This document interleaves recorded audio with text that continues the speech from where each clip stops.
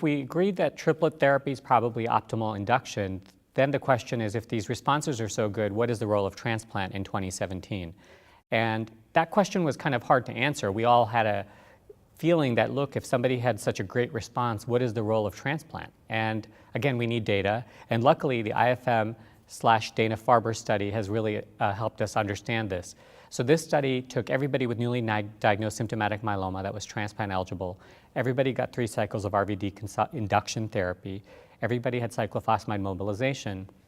And then half were randomized to transplant with lenalidomide maintenance, with the RVD consolidation and len maintenance, versus the control arm had, after collection, 5 cycles of RVD consolidation and then a year of len maintenance.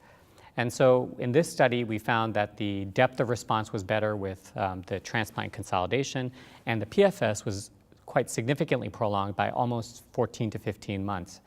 And it didn't seem to matter, because one might think, well, perhaps these were only for people who didn't have those great depth of response. But this was regardless of age, regardless of risk, regardless of depth of response to induction therapy. So if we take that data at face value, it suggests that early transplant is not a bad option, and it may be resulting in better outcomes.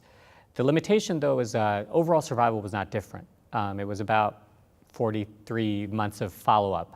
And that's important, though, because if we now know that median overall survival of myeloma, particularly for standard risk and favorable risk, can be well over 7 to 10 years, this follow-up may not be long enough to understand the OS benefit.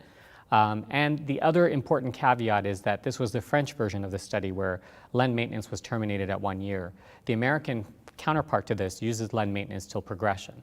And it's possible then that we may see less difference in PFS if we continue that len maintenance till progression. So the jury's out on that approach. But in 2017, what do we tell our patients? We present them this data that consolidating that first induction therapy with the transplant seems to result in better outcomes. Is it mandatory? Perhaps not, since there's not yet an OS difference. However, I think most transplant centers and physicians would strongly encourage early transplant. So based on the data from the Dana-Farber IFM study, which supports early transplant, this patient who's 61, transplant eligible, seems to have had a good response to therapy, shouldn't have any problems collecting stem cells, would likely be a good candidate for both stem cell harvesting and proceeding with stem cell transplantation as a consolidation modality.